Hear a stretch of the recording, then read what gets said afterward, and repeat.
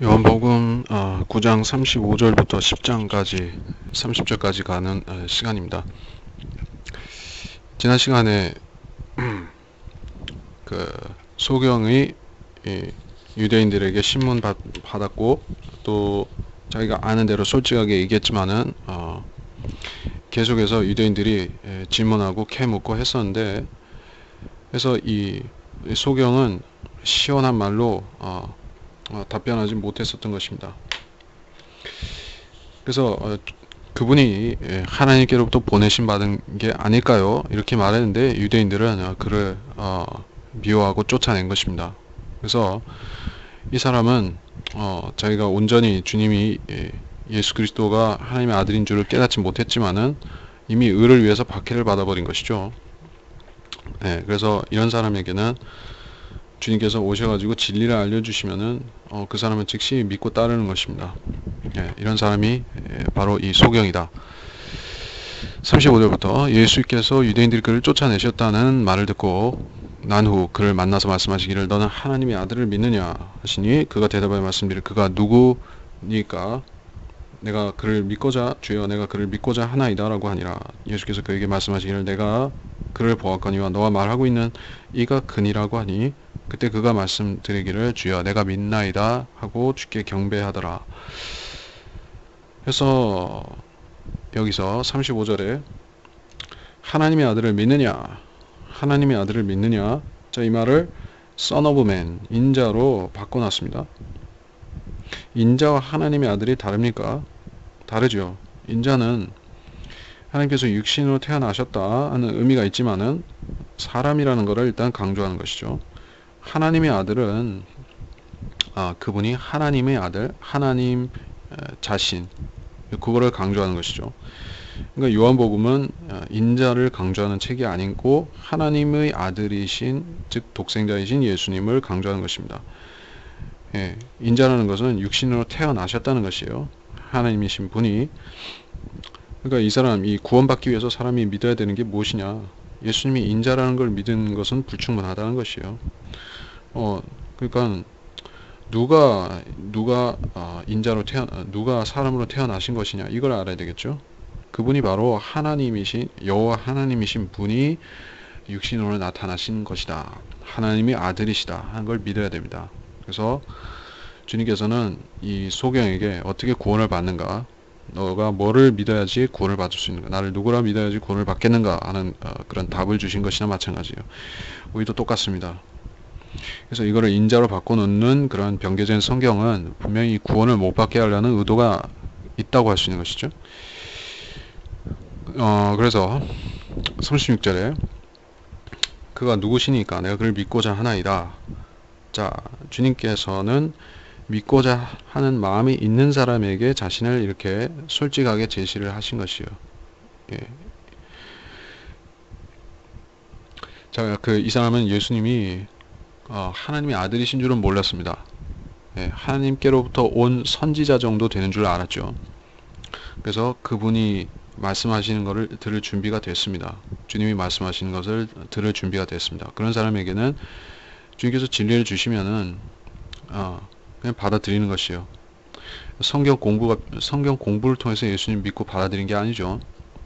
구원받지 않은 상태에서. 이 사람은 그 예수님이 하나님의 아들이시라는 증거 하나만으로 돌이켰습니다. 그래서 37절에 보면 내가 그를 보았거니와 너가 말하고 있는 이가 그다. 이런 식으로 예수님이 자기가 하나님이라는 사실을 선언하셨는데, 이런 구절이 요한복음에는 4번 나온다는 얘기를 했습니다. 그래서 여기서 나오는 이 사례들이 전부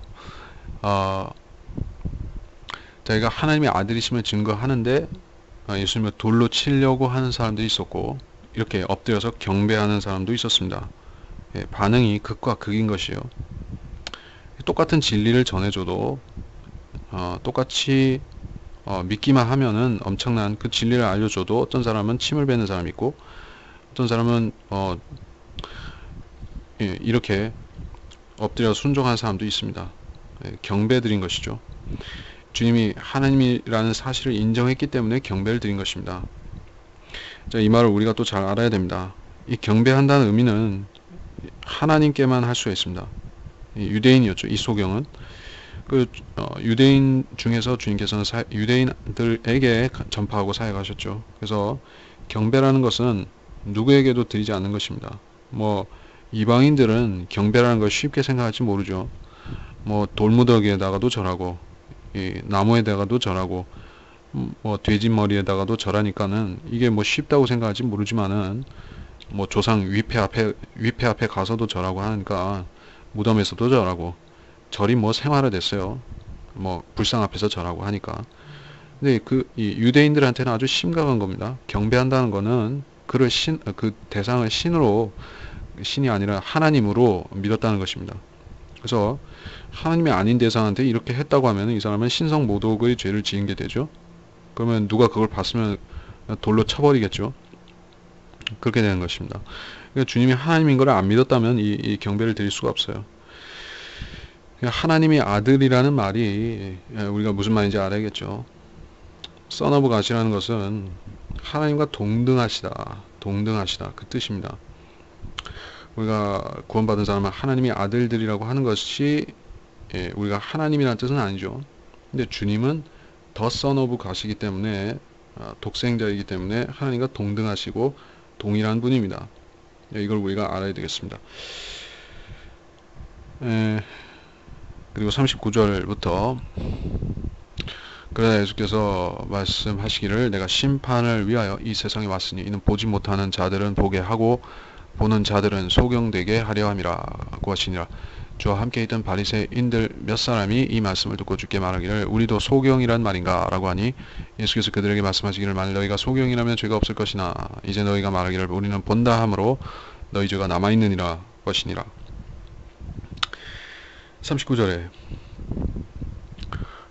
소경됨이 보는 자들을 소경되게 한다. 보지 못하는 자들을 보게 한다.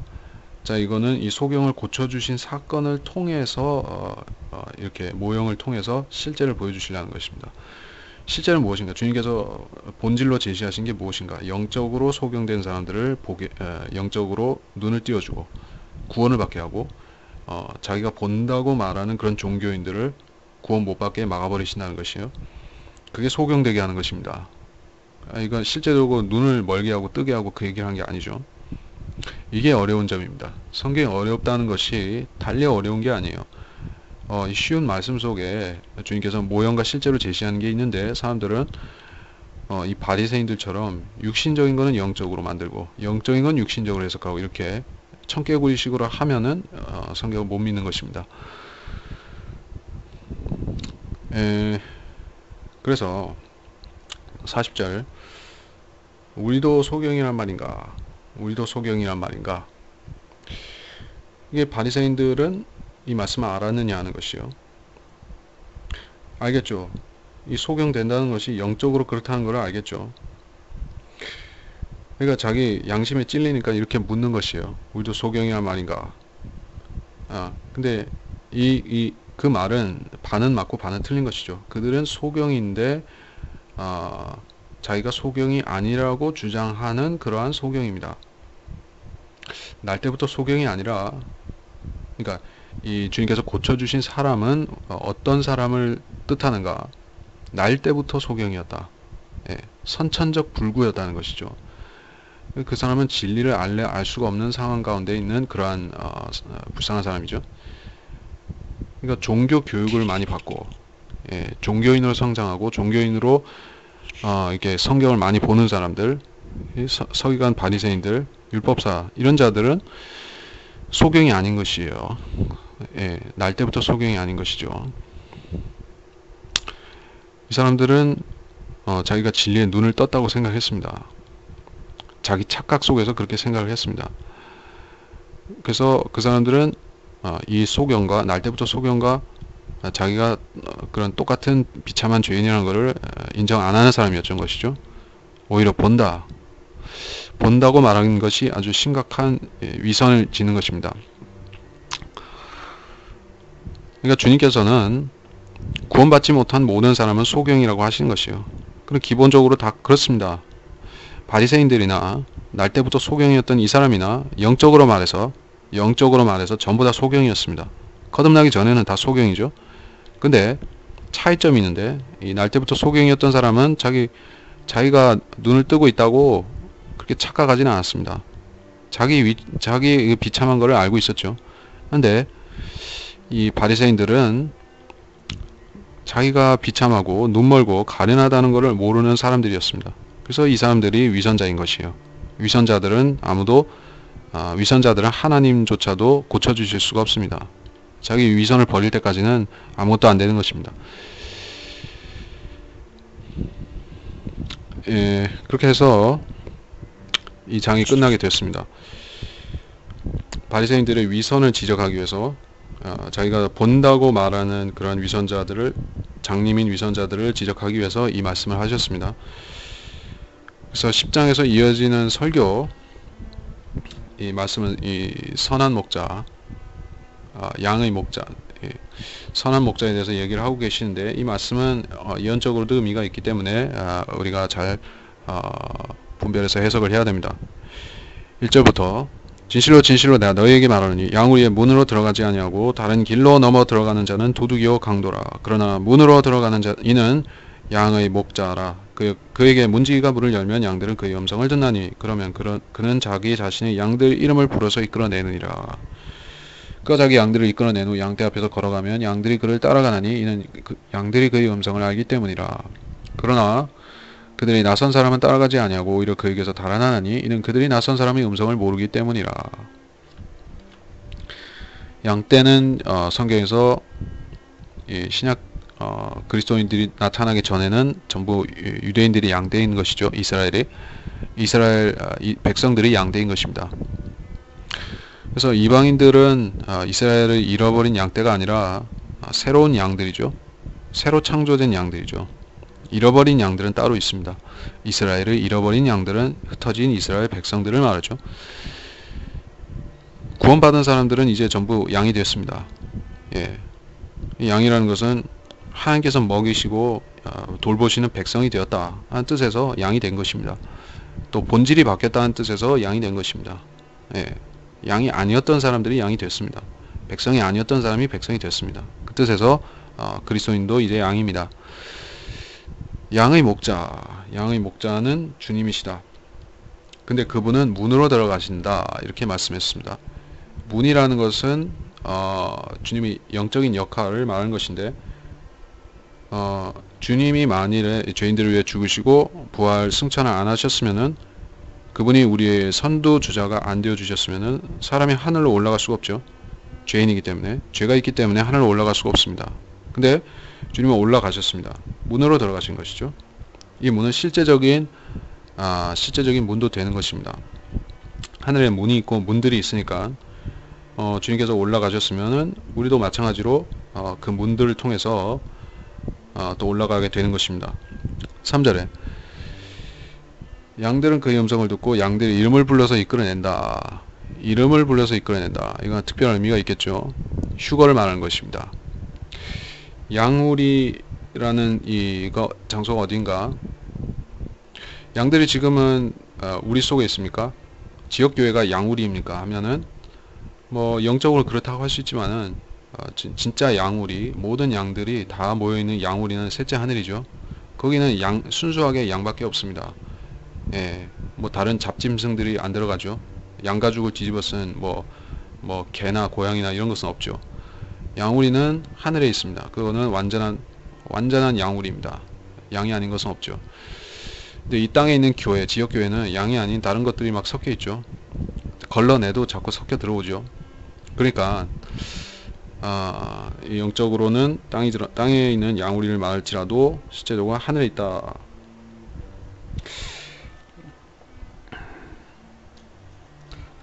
그래서 자기 양들의 이름을 불러서 이끌어낸다 하는 것은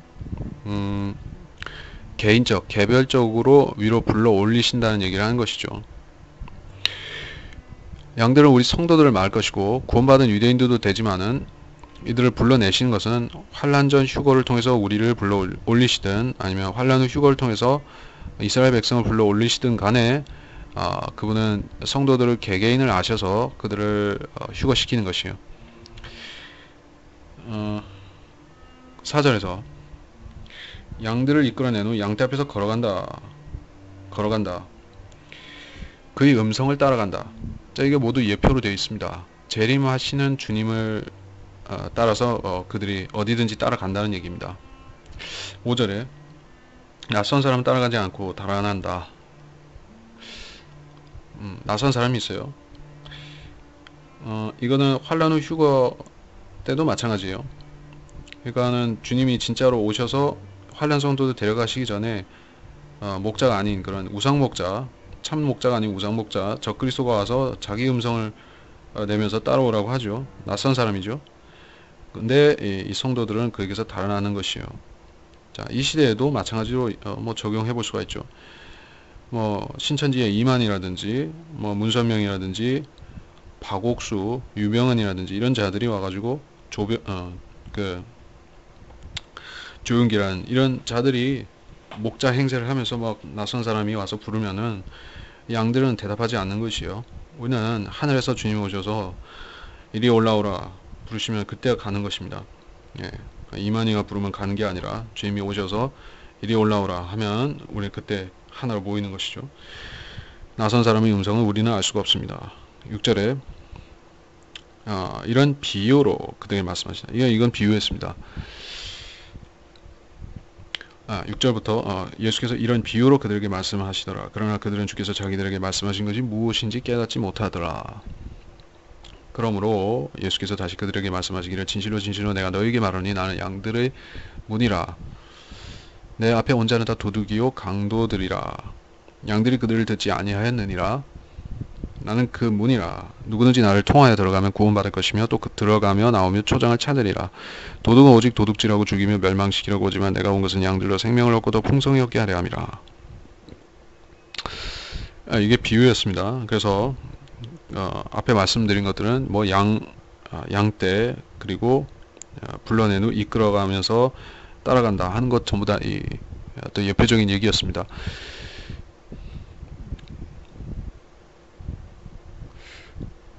제가 주님께서 오셔서 우리 이름을 부르면은 우리 막 양떼처럼 이렇게 셋째 하늘로 올라가는 것이 기품을 통과해서 올라가는 것이다. 그리고 또 올라갔으면은 7년 후에 또 내려와서 땅을 통치한다. 그래서 알 수가 있습니다. 7절에 양들의 문이라. 나는 양들의 문이라. 주님께서는 목자이면서 또 문이기도 합니다. 문 자체이기도 한 것이요. 주님께서 문이시라는 것은 누구는 들여보낼 수 있고 누구는 거절할 수 있다는 것이요. 예, 주님 자신이 그 기준입니다. 그러니까 가장 웃기는 사람들이 뭐 하늘나라에 가려면은 뭐 미카엘 천사를 거쳐야 되고 뭐 그런 게 아니에요.